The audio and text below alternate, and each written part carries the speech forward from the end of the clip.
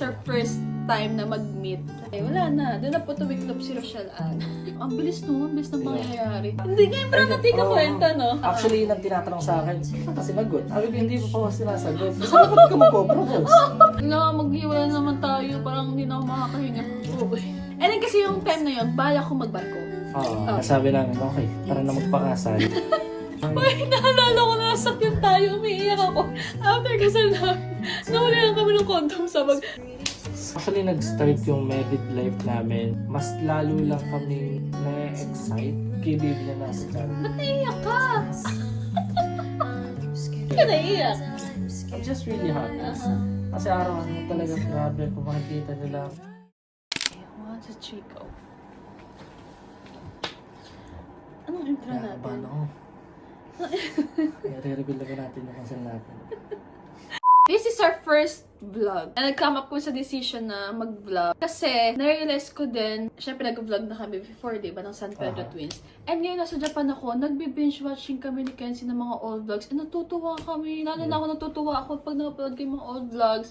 Grabe lang. And sabi ko kay Kenzie, gusto ko din mag-vlog na gusto ko maging memory siya. Para in the future, yung anak natin, panood, and matutuwa din sila. Ang sarap ng balikan talaga. Yung every part ng buhay namin dalawa, we just wanna document lahat ng kaharapin nating Well, alam naman nila na nag-vlog tayo sa Facebook. Pero sa akin kasi iba talaga pag sa YouTube. Yes. Mahaba kasi siya and then balak namin ni Kenzie, like literal na raw vlog lang talaga. something like that na parang i-record lang natin yung buhay natin. Yeah. And, hello kids, I'm your mom.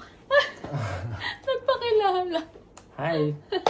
Okay, so for this vlog, gusto lang namin magpakilala pa sa mga manonood or mga bagong viewers namin. So first, I am Rochelle Ann San Pedro.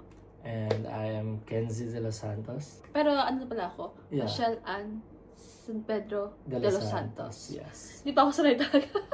And I am Kenzie Higa de los Santos. Higa de los Santos. Marami nagtatanong kung si Kenzie ba ay Japanese or Filipino, ganyan-ganyan. Kenzie is half Japanese and half Filipino. Yeah, my mom is Japanese, like pure Japanese, and si Papa naman ay pure Filipino. Yeah, I was a fan. Of San Pedro Twins since 2018. Tapos nagme-message lang ko yun so kapag single ako. Which is like back and forth, like naghihiwalay, tapos nagkaka-girlfriend ako, ganun.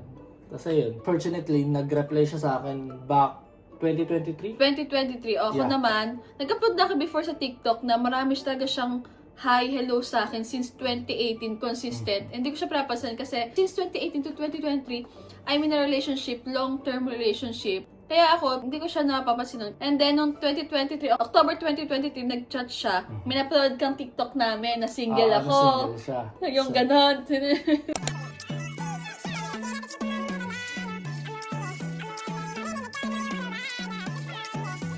So, napansin ko na siya noon. Nag-start kami mag-usap na October 2023, October, November, December, January, February, March.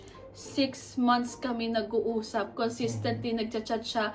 Pero alam niyo ba guys, wala, pinagtitipan ko lang siya. Like, siyasama ko lang siya sa mga nakaka-flame ko. Kasi nga dati, from long-term relationship, ayoko pa talaga mag-enter sa panibagong relationship. Gusto ko mag-enjoy as single. Kasi nga, tagal nung 6 years, diba? Talagang ina-enjoy ko. Kaya, isa lang siya sa mga nakakausap ko. And aware siya doon. Kwento mo yun. Ayun, alam ko naman na parang actually sa Facebook, meron pa nga kayong nalabas na may nakadate ka. Oo, ayun! May Ayun, one thing sa Showtime, especially for you. Wala si Kenzie doon. Marami din nagtatanong kung ikaw yung isa doon sa nakadate. No, hindi siya kasali doon. wala sa especially. And ayun, si Unso, may mga nakakausap siyang iba. Tapos ako naman, kasi Aware ka, medyo diba? aware ako nun. Tapos medyo naiirita rin ako sa kanya. Kasi nga, gusto niya nga laro-laro lang. Hanggang nabanggit nga sa akin na si Papa Rodel nga daw, kasi seaman yung papa niya, yung barko nila is dadaong ng Japan. Tapos nagsabi ako sa kanya na gusto kong kitain. Gusto kong magpakilala sa personal. Then, siya naman ayaw niyang pumayag. Ayaw niya talaga. Then ako naman, minessage ko na lang yung papa niya. Oo, ang lakas sa loob niya. Na sabi ko, Tito, gusto ko po sanang Magpakilala. magpakita po sa inyo sa personal. And kahit sabi ko, kahit saglit lang, no? Kain lang kami saglit guys, sa labas. take note. Kasi take note, ang unang na-meet niya sa family ko, since nasa Japan nga siya, si papa ko. Sila Yes. yung unang nag-meet. Tapos Grabe hindi ka lang talaga. isang beses. Yung barko nila, Dalawang beses dalawang dumaong. beses dumaong ng halos magkasunod na buwan. Bumalik na naman ng Japan. So, nag-message ulit ako kay Papa Rodel na sabi ko, puntahan ko po ulit kayo. Tapos ako nairita na ako sa kanya kasi, Tapos, alam mo yung, wait, nairita ako kasi feeling close siya. Kasi seryoso niya talaga, gusto niya talaga akong kunin. Pero ayoko nga talaga kasi yeah, ayaw niya rin talaga. Ayaw niya talaga. yung magulang ko nagiging okay na sa kanya. Lagi niya kasi pinapatry talaga patigilin. Oo. Sinasabi niya na ayaw niya nga daw ng seryosohan, ganito, ganyan. Which is ang sinabi ko naman sa kanya na, I just want to meet you. Gusto ko makilala mo in person. Then, if ever hindi mo magustuhan in person and pati yung family mo, kung hindi ako magustuhan in person, sabi ko lang magagawa. Oo, At dun least lang I siya. did my best So, to show you kung ano ba talaga ako, kung sino ba talaga ako. So, in 6 months na yun, from October to March, talagang umikot lang sa pantitrip yung ginagawa ko kay Kenzie. But siya, hindi siya tumitigil kasi gusto muna niya ipakilala yung sarili niya sa akin. Not through online, pero gusto niya talaga ako ma-meet in person. And kung hindi ko man talaga daw siya magustuhan in person, saka lang siya titigil. So, nung April 25, bumili siya ng ticket before our birthday. For 10 days yon, doon na kami nag-meet. It's our first time na mag-meet. Wala na. Doon na po tumiklop si Rochelle Ann. Tapos, ang regalo ko sa nun ay ticket natin Ticket pa Boracay. O, kaming Yes. apat. Yung kambal ko, yung boyfriend niya, ako, tsaka si Kenzie. Nag-Boracay kami noon. Sa 10 days na yon, talagang nilaan niya lang para sa akin. And doon ko siya mas lalo pa nakilala. Kahit 10 days na nakilala ko siya na sobra. Kasi siya yung tao na talagang ipapakita niya kung sino siya. Lagi ko naman sinasabi sa TikTok. Doon ako madaldal, guys. Sa TikTok, na ganun si Kenzie pag nakilala mo siya. Bago pa Ang lang- lakas ng loob mo. Bago Tingnan pa mo lang naman. umuwi, ang kausap ko na ay si Ate, mama. Sa mama, nagpaalam Oo. muna ako sa kanila na Ako ito nga po lang pala yung bala ko na Oo. regalo sa'yo sa birthday mo na pupuntang Boracay. Siya naman, bago pa lang yun, inaasar ko na siya. Nasabi ko, pag uwi ka ng Pilipinas, Boracay tayo, Siargao tayo. Tapos siya naman, iniirapan niya ako na sabihin na asang payagan. Di talaga ako pinapayagan. Kasi hindi siya pinapayagan nila. Mama Lene, tsaka ni Papa Rodel na basta-basta na lang aalis kasama. Lalo na ikaw, na hindi Oo. naman never naman Tapos na-meet. ako, na hindi naman, never pa ako na-meet ni Mama Lene. Wala, basta sobrang galing ni Kenzie kunin yung loob ng pamilya ko kahit through online. Kaya nga, sinabi ko dun sa wedding vows ko, una niya talaga naligawan yung family ko kesa ako. After namin mag-meet ng 10 days na yon, it's all good.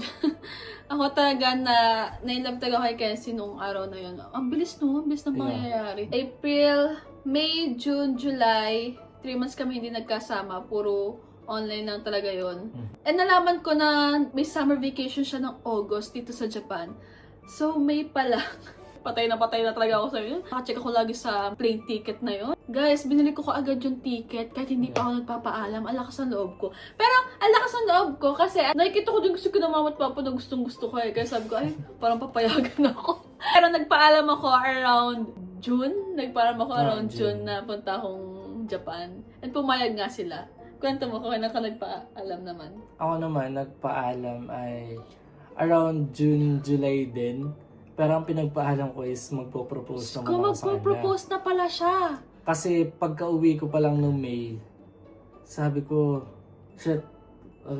like, gusto ko na talaga siyang makasama, pakasalan. Pero ganun tayo. Pero yung ano natin, nararamdaman natin after nung 10 nag-meet, days. yeah. Talagang grabe. Talaga parang gusto natin agad ulit magkita. Ganyan. Yung parang gusto natin magsama. Ang usapan talaga namin yung Mas deep pa, no? Mas naging deep na, and yung gusto namin May plano sense sa na. buhay. O parang future And- na agad. Yeah. Sakto naman ako. May ipon rin naman ako. Pinagandaan ko. Tagal ko naganap ng para sa singsing niya. Dami kong nilibot na lugar para lang makahanap. Ayun nga, nakahanap ako ng singsing na gusto kong ibigay sa kanya. Gusto ko muna bumili ng singsing kasi ayaw kong magpaalam tas wala pa ako nahahanda. So, ayun nga, hinanda ko muna lahat. Meron akong singsing para kay Unso. Then, tinawagan ko yung family member niya isa-isa.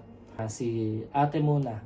Si ate Kambal, tinawagan ko na sabi ko, gusto ko lang magpaalam na magpo-propose sana ako kay Unso. Umiyak sa ate. Nagulat. Hindi naman umiyak.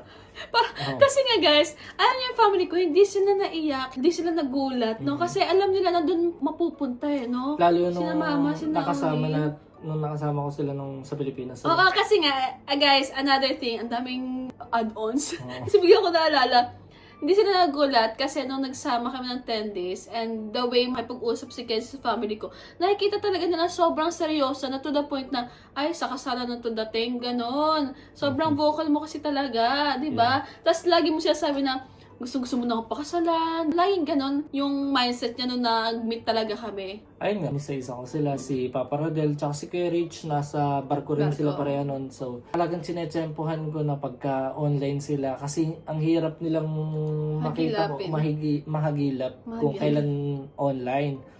So, ayun nga, nasaktuhan. So, tinawagan ko ng magkabukod.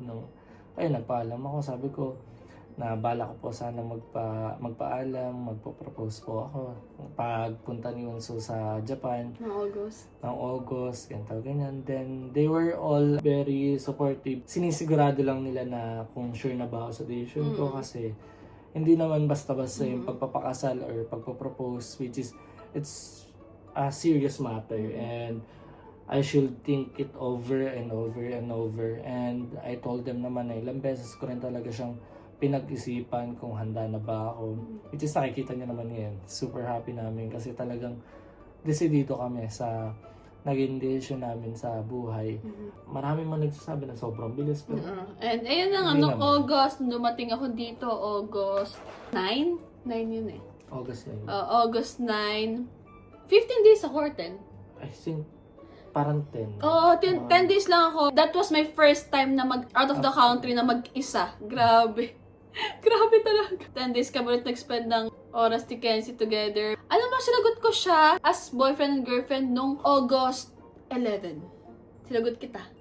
Sinagot na ng August Guys, 11. sinagot ko yan August 11. Diba? Hindi nga, parang natin ka kwenta, no? Bali, Wait. ayun nga, di ba, ang daming nangyari. Pero actually guys, hindi pa talaga kami nun. Nagpaalam ako sa pamilya niya na magpo-propose ako, pero hindi pa talaga kami. Actually, nang tinatanong sa akin, kailan ka sinagot?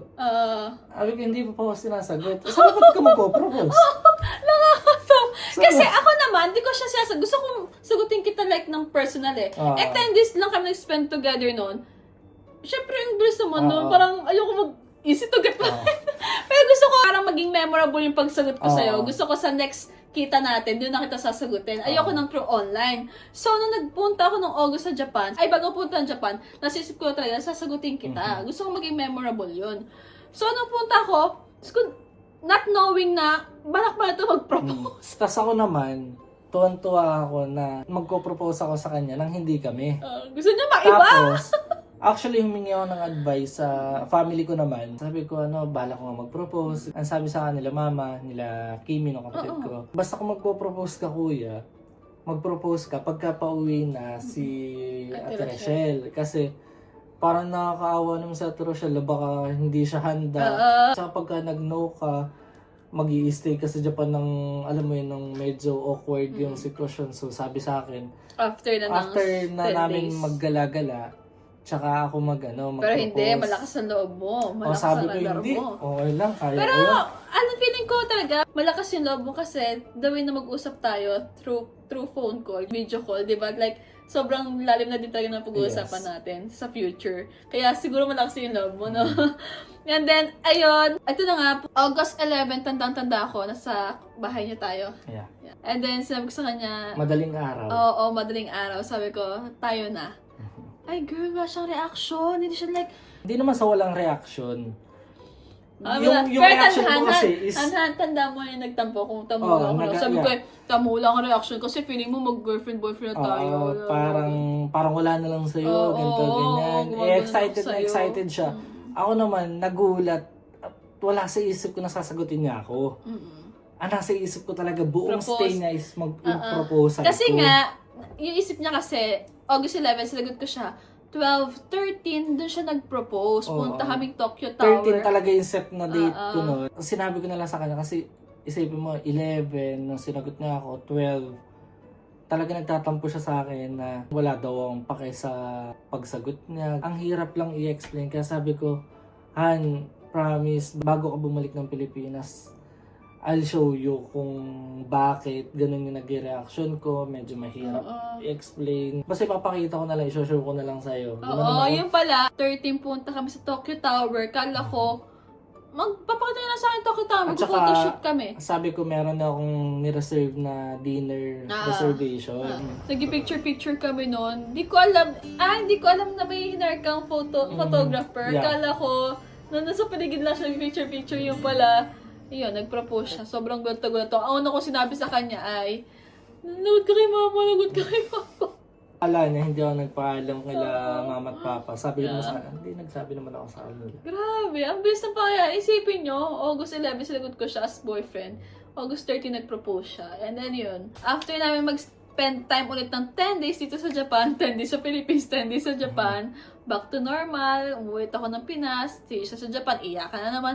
Guys, sobrang dami naming airport goodbyes talaga. And guys, hindi ako mapakali August, September, October, November. After 2 months, birthday kasi ni Kenzie, November 30, bumili ako ng ticket kasi gusto na ko siya makasama. Ganun kami, Diyos ko po, since then. And then, lumipad na naman ako ng Japan. After na magsama ni Kenzie ng November, December. Ay, nung nagsama tayo ng December, ayoko nang mahiwalay sa'yo. Oo, nagsama Naiyak kami. ka naman. Oo, naiyak na talaga ako. Sabi ko, ala, maghiwalay na naman tayo. Parang hindi na ako makakahinga. Oo. Pero ito, gusto na kitang kasama, di ba? Para Yes. ayoko na nagkahiwalay tayo. Which is ganun ka din, pero mas lalong ako lang, no? And then kasi yung time na yun, bala ko magbarko. Oo, di ba? Yun yung time, nag-apply na ako sa barko, tapos tiyatawagan na ako. Magpapasa na lang ako ng other requirements. Sakay na ako ng barko. Pero ako kasi, kailangan ko sa sarili ko, sabi ko, hindi, ayoko na magbarko. Parang hindi ko kaya. Gustong kasama si Kenzie. Ayoko nang malayo. Kasi ito pa nga lang na naghihiwalay kami ng ilang, hirap na ako. Ganyan. Which is yung... Tapos to the point na umiiyak na ako, di ba? Which is yung kuya niya, tsaka yung si Papa Rodel niya is pareho nagbabarko, kaya pareho naman sila against. Ayaw nila ako sumali magbarko. Na magbarko si Winso kasi nga sobrang hirap daw. Sa babae pa daw. Babae pa daw. Sobrang hirap daw para sa babae pagka nasa barko. Which is, ayun, kinoconsider din namin yun. Which is, sa akin naman, nagiging supportive naman ako sa'yo. Oo. Pero kahit- ikaw, hindi mo naman tinutol yun. Like, kung anong gusto ko. Sabi ko kung anong gusto niya na sa akin naman okay lang. But in the end, para nag-decide kami na we're both ready to be with each other. Nasabi namin, okay, tara na magpakasal. Na sobrang... Naalala ko na sakyan tayo, umiiyak ako. Sabi, ngayon mo talaga. Sige, go tayo para. Tanda ko, iiyak ka tayo sakyan. Naiyak siya na nagdadrive ko. Dito kami sa Japan. Okay, so yun, doon na pumasok yung idea na kasal, no? Okay, parang we're ready na magsama. Hanggang doon na rin tayo nagsabi sa both family na gusto na rin talaga natin magpakasal.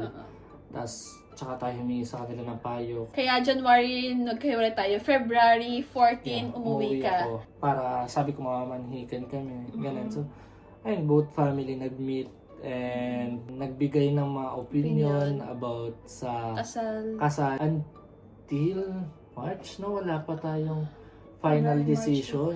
Oo, February, March, nag-isip-isip pa talaga kami kung anong balak na kasal. Ang gusto pa talaga natin ay intimate wedding lang. Intimate lang talaga. Kumbaga, konti lang yung family members lang namin. A few friends. Nag-come up ko din kami sa decision na ang date is May 11. Diba? Ayun, January, February, namanhikan, March, April 27, umuwi ka. Nag-spend ka muna ng birthday namin. Hindi, April 27, hindi naman sakto. Yes, ano. Pero sinasabi ko, basta April 27, umuwi ka. Ng birthday, nasa amin Pinas ka. But not exact 27. April 23, mga ganun. Ayun, maaga. So, ayun, namanhikan siya ng February, March, April, diba? Kakatuwa yung mga pagitan, no? It's either 3 months, hindi yung lumalagpas ng 5 months yung pag-iwalay namin. Talagang, hayok na hayok sa isa't isa. April 24. April 24 umuwi siya para mag-spend ulit ng birthday namin ni ate, April 27. And April 24, doon na din namin minute up lahat ng suppliers, yung event place, lahat, no? Yun yung first time na meet mo, nag-food tasting tayo, ganyan-ganyan. Tapos actually, no birthday nila ni ate, doon namin parang ni-reveal na ikakasal In-announce na din kami. namin. Kasi Oo. lahat ng birthday namin, andun yung lahat ng family ko, friends, lahat ng angkan namin sa Oo. Pedro del Mundo, tsaka yung mga pinsan ko, friends. Dun in-announce si Kenzie na ikakasal kami. Sobrang nagulat talaga sila Tas, lahat. marami rin sa kanila kasi na first time ako ma-meet nung time na Oo, yun. first time ko na-meet ka.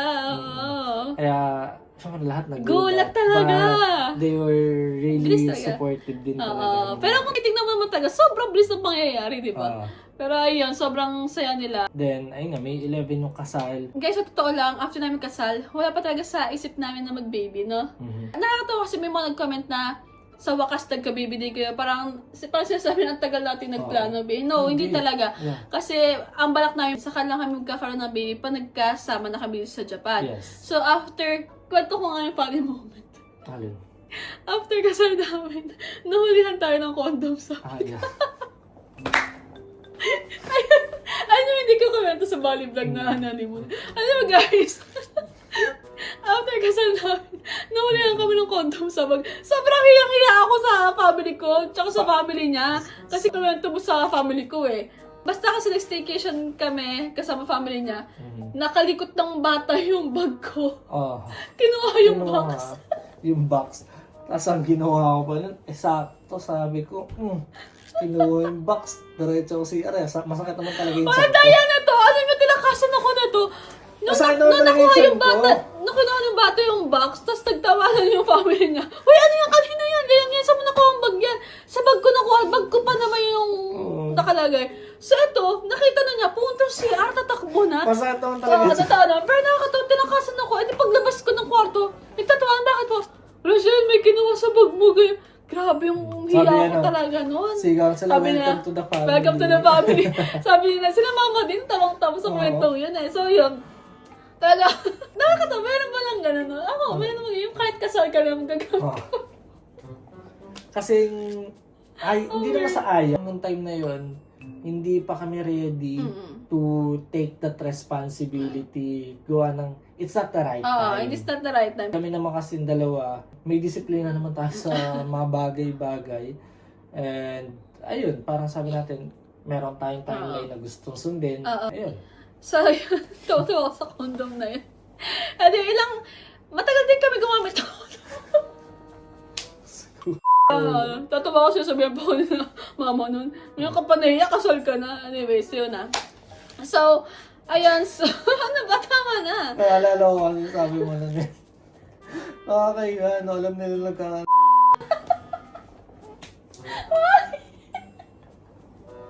Nakaal ko parang ninitan ako ah.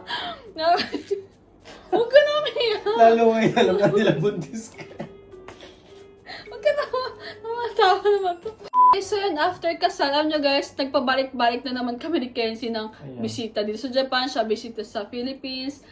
Bumalik na naman yung routine natin na gano'n. Oo. Kasi hindi pa nga ayos yung mga papeles. Ako, sobrang tiyaga ako talaga mag-apply ng tourist visa, no? Minsan, ginugulat ko na lang siya, di niya alam, nag-apply ulit ako, ganyan-ganyan. Always 15 days, ganyan-ganyan. Eh, siya naman kasi hindi siya pwede lagi umuwi ng Pilas kasi gawa ng work niya. And finally, the long wait is over. January, na-approve na yung visa ko dito sa Japan. For good na talaga. So sabi ko, okay, kailangan ko na punta ng Japan kasi kailangan din ako ng asawa ko. May asawa din ako. Naawa ako sa kanya kasi walang tagaluto. Pag mag-isa siya dito, laging dalata, ganyan-ganyan. So ako kailangan ko pumunta agad. And sabi ko, by the end of January 31, lipad na ako dito. So, yun. Exactly, January 31 lipad ako. Start of February, nandito na ako sa Japan. And, doon na tayo nag-decide mag-baby. Yeah. Pero bago pa lang yun, around December, November, nag-stop na siya sa alak. Inom! Kaya- Oo! kasi- Uy, sobrang galing ko na, no? Oo. November pa lang, nag-stop na siya sa Oo. alak. Tapos ang akin, binawasan ko rin talaga yung sa bisyo ko. Oo. To be, parang mas handa yung katawan namin. Kasi nga, balak talaga namin. Naghahanap. Talaga, di ba, naganda na kami talaga tayo. Para sa bakbakan. Tama na eh! Bakbakan. Kasi, Ano ba yan? Puro kabalbala naman. matugampay ang aming pagbabakbakan. Nakakatawa kasi talagang right time, no? Yes. Nung nag-decide kami na February, gusto Ang namin, galing. February, nabuntis ka. Ito, February. Sakto. Valentine's. First, ang galing! Ang galing! Sobrang nakakami ni Yeah. Kenzie kasi talagang right time, talagang ang smooth lahat ng pangyayari. Ano yung nasisip namin, nangyari talaga siya. So, that's the story of our love story, mga anak. Ay, pinakwentan. Ano pa to? Bedtime story. So, para sa mga next episode namin, click the next video na lang ha. Huwag niyo kalimutan mag-like at subscribe. Pa-comment na rin. Huwag na. Okay, so about kay baby, wala pa siyang, di pa namin alam yung gender as of now. It's June 21, 2026. Di pa namin alam yung gender. By next check-up, alam na natin. Yeah, which is 3 days from now. Pero anong gusto mo? Ako babae. Sure, ako feeling ko boy. Pero kahit ano talaga. Kahit ano man yung gender na maging anak namin, we are really Yes. happy. And we just pray na healthy. At okay. Sana maging healthy ka lang and mommy and daddy is really excited to meet you na. Yeah. Ayun lang. And sa name, wala pa kaming name, guys. Gusto muna natin malaman kasi yung gender. Gender. Kasi ang hirap talaga Ang mag-decide. hirap mag-decide talaga. Mm-mm. Pero gusto natin unique. No? Unique. Di pa rin talaga natin alam kung Japanese Kung ano yan, name oo, kung or Arabic. Arabic. Basta hindi pa talaga namin alam. Oo. Baka mag-comment na lang kayo, pipili. Pili na lang. Ba't daw napili natin sa Japan? So, kami talaga ni Kenzie at first, napag-decide namin na dito kayo bubuo ng pamilya kasi grabe yung benefits, no? Yes. So, si Kenzie naman aware na before pa. And ako, nakakikita ko din sa TikTok yung mga info about din sa Japan pag nagkaroon ng pamilya. And sa mga kapatid mo, kinati kayo ni Ate Lalin, siya sabi nila na, pero ngayon na buntis ako, hindi pala wala ba si baby. Grabe yung benefits, sobrang ganda talaga pag Yes. nagkaroon ka ng anak dito sa Japan. So, good choice. Sobrang gaan lang sa pakiramdam bilang magulang na yung government or yung bansa ay sobrang suportado at saka sobrang alalay sa inyo. As in. Kumbaga sa pagbubuntis yung so hindi lang yung OB namin, kumbaga meron pang sa health center, meron dong nutritionist Oo, na malawak kakausapin no? siya. Not only sa Yeah, OB. kakausapin siya, which is lahat ng yun libre. Oo, tas parang Wala kakamusta kang yun lang. gagasasin, sila pa yung nagbibigay ng pera sa Oo, inyo. ayuda. Oo. Pero kami ni Casey talaga, parang nakikita namin sarili namin nasa Philippines.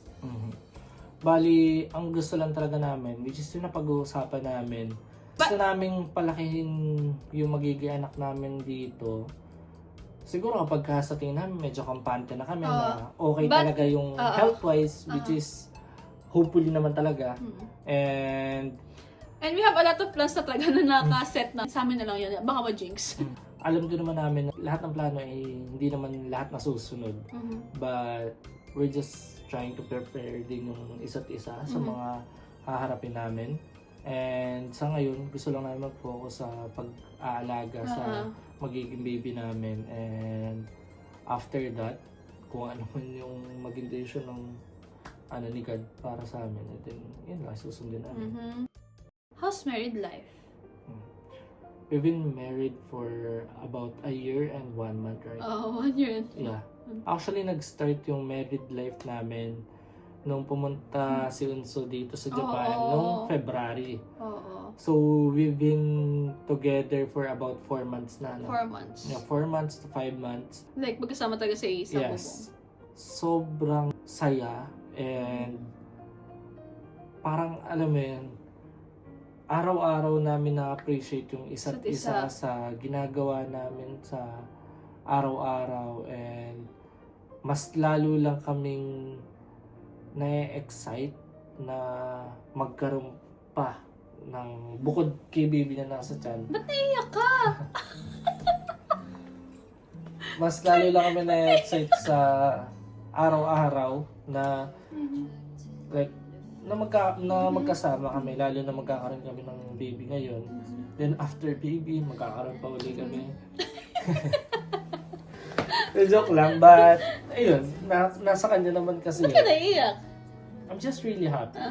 Kasi araw-araw talaga grabe, kung makikita nyo lang, sobrang alaga ng asawa ko, sobrang asikaso niya sa akin. Even though buntis siya, na ako naman tinatry ko naman siya supportan all the way, but Why are you crying? sabi ko lang na sobrang saya ko. sobrang saya ko, sobrang sabi ko na this is the life that I wanted, and this is the life that I prayed for, and I'm really happy. At sa araw-araw na magkasama kami, nakikita ko na hindi lang kami basta nagmamahalan, pareho rin talaga kami nag-grow and natututo sa bawat pagsubok na hinaharap namin. Di naman kami perpekto pareho, pero sa araw-araw magkamali man kami, at least tinatry namin matuto sa pagkakamaling yun, which is nagiging lesson para sa amin. And I think it is one of the reason kung bakit sobrang saya namin ngayon at sobrang tatag namin. And I thank you. Beklam. Reclamation. Beklamation. Miss you yun. Atag kasi panood din sa akin eh. Tawa ka naman. Thank you. And ayun, ako naman, so far so good din talaga. Ang pinaka nagustuhan ko kay Kenzie kasi meron siyang emotional intelligence. Meron kang makakiramdam. Alam niyo dati, nung wala ka pa, yung mga na-upload ko sa Facebook, naka-cringe ako, yung OA, napaka-OA, ganyan-ganyan. No, ano lang yan, for the video lang yan, ganyan-ganyan. Pero hindi kasi may ganun talaga lalaki. Isa din si Kenzie sa mga ganung klaseng lalaki. Hindi na siya OA tingnan, like, yun siya ganun siya Kaya nakakatawa lang kasi siya yung naging partner ko. Sobrang kalmado, alam mo yung walang bangayan, walang sigawan, kung magka-problema, ayusin agad. Ako lagi ko magalitin, pero siya, hindi niya sabayan. Sobrang galing niya talaga. Bugnutin naman din talaga. Paano bugnutin? Bugnutin, mabilis mainis. Hindi kasi ako yung bugnutin na naninigaw. Parang mainis man ako, parang sasabihin ko lang sa inahan. Gets. Alam Pagka ko, nagkamali ka, medyo na laging vocal kasi ayaw niya talagang hindi nasabi yung gusto niya sabihin. Yeah. Pero lagi niya sasabi in a nice way talaga. Kaya kumbaga sinasabi ko naman, may temper din naman ako. Like nagalit din naman ako, but hindi naman kasi porket galit sigawan na hindi na porket galit parang kailangan kong magmura. Which is yun ang sinasabi ko kayo so na ayaw kong bumuo ng pamilya na normal lang sa pamamahay yung sigawan yung nagmumura. Sabi ko ayaw kong makita ng like magiging anak namin na nagmumurahan kami. Even kahit pabiro. Sabi ko diba ayaw ko talaga kahit pabiro. Sabi ko ako naman hindi naman ako perfecto. Like kapag sa kaibigan ko ganun nagmumura ako. Palamura akong tao but pagka kaming dalawa, sabi ko ayoko. Sabi ko ayokong dumating din sa point na yung relasyon natin is normal lang yung murahan. We just need to respect each other. And I think yun yung pinaka-importante sa isang relasyon. Kasi once na nawala yung respeto niya sa isa't isa, wala na. Parang sobrang ang hirap magstay sa ganung relasyon. So palagi ko sa kanya sinasabi, let's respect each other. Kapag sa tingin mo yung partner mo is galit, respetuhin mo. Intindihin mo kung bakit siya nagagalit. Pakinggan mo kung bakit siya nagagalit. Then, after mo pakinggan, sabihin mo kung ano yung opinion mo. Then, it's your partner turn naman para pakinggan yung opinion mo. Then, I think yun yung parang way din natin, no? Parang nag-grow and natututo kung paano i-work out yung isa't isa. Yun lang naman, it's all about us. Gusto lang namin din mapakita sa inyo yung mga ganap namin time to time sa buhay. Ayun lang guys, doon namin tapusin tong vlog namin, our first vlog. Yeah. And see you again on our next vlog. Many more vlogs. Yeah. Bye! Bye-bye!